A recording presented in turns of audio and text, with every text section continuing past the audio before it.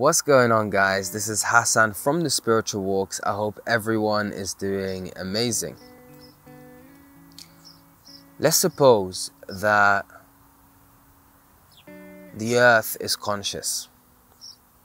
The earth can think for itself. And as it does think for itself, it comes up with these different scenarios, imaginations, and ideas. Now, one of the Earth's function is to spin on its axis. Let's suppose that because of these ideas and imaginations and these thoughts the Earth has been thinking about somehow have an influence on its action or on its faculty of spinning the Earth on its axis.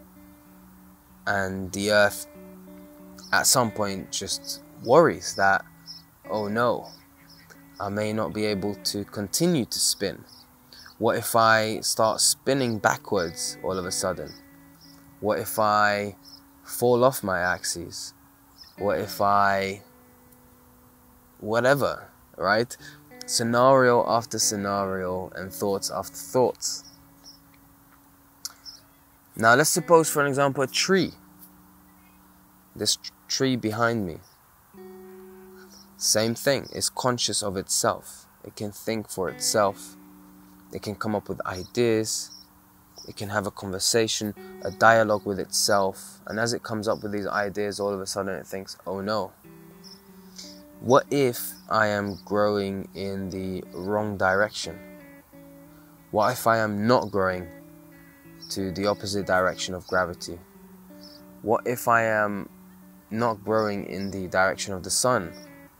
What if I won't have enough water to survive? What if I, get chopped off at some point? These are the running thoughts that may come up. And you can very quickly see how these thoughts, if the tree had these thoughts, it could hinder its ability to be a fully fledged tree. It starts to doubt itself as being the tree. In the same way, the planet Earth will doubt itself as being the planet, right? Now, these may not be very tangible examples or scenarios that I've presented to you, but essentially, the whole point is that this is us. This is what we do, okay? In our everyday lives, wherever we go, we tell ourselves, maybe I'm not good enough. Maybe I won't get that job. Maybe she won't like me or he won't like me. Maybe I will lose my home, or, all these running thoughts, okay? They may hinder us from being human. They may get in our own way. Hinder us from being a fully fledged human. We don't want to just about be a human being. We want to be a fully fledged human being. While we're here, we want to live a profound life, full of meaning. Okay? And so, what do we do in this instance? Can we learn a lesson from the unconscious earth or the unconscious tree? Maybe there is some aspect of worrying that these guys have, right, that we may not hear or know about. But as far as we know, they don't worry.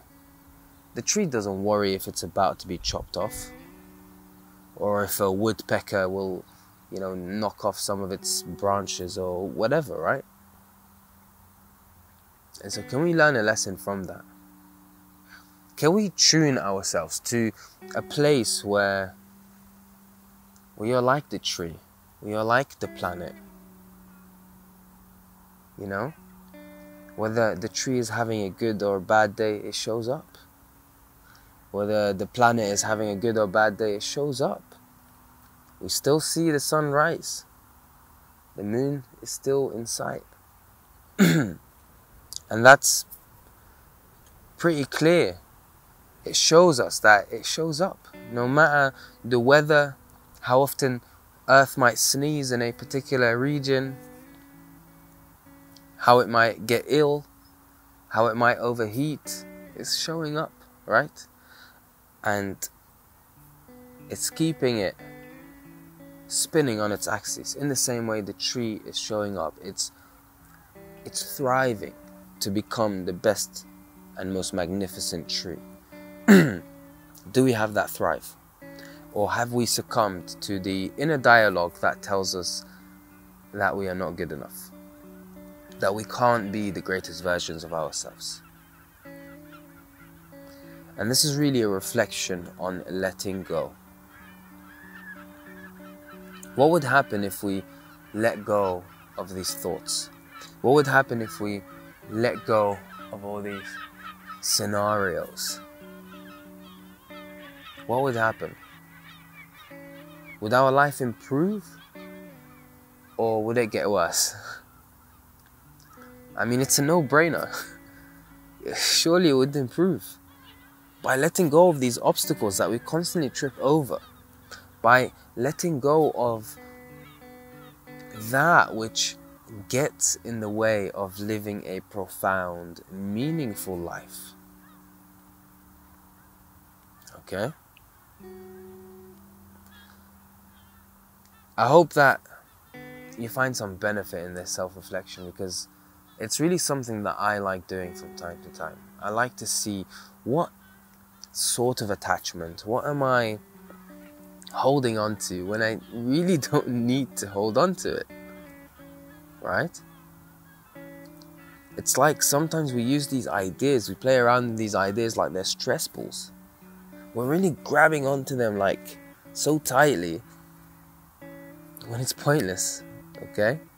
When we let go of them, we may be at a place that we would rather be than having to hold on to these ideas. And it's really an invitation to try this. Try to think or come up with certain things that we attach ourselves to, that we know is pointless to be attached to. Okay, and sometimes it can get challenging because we know that we are attached to something and we know it's not serving us, but we also know that we need to be attached to that thing. And so in this way it's challenging to, think about or not be attached to that. Okay? Attachment is what brings about the possibility for loss. Attachment brings about the opportunity for emptiness, or the opportunity for the feeling as though something is lacking. For if the attachment of that thing was not there to begin with, we wouldn't feel like there is a loss or something is lacking, right? So can we kind of reset ourselves and let go of these things that we are attached to? I think we can. I think you can. I think everyone can. Don't be afraid to let go. This is where faith comes in. Faith is a beautiful gift that we have. Have faith that it will be alright. And life will display these good moments. Thank you so much for watching. And I'll see you next week.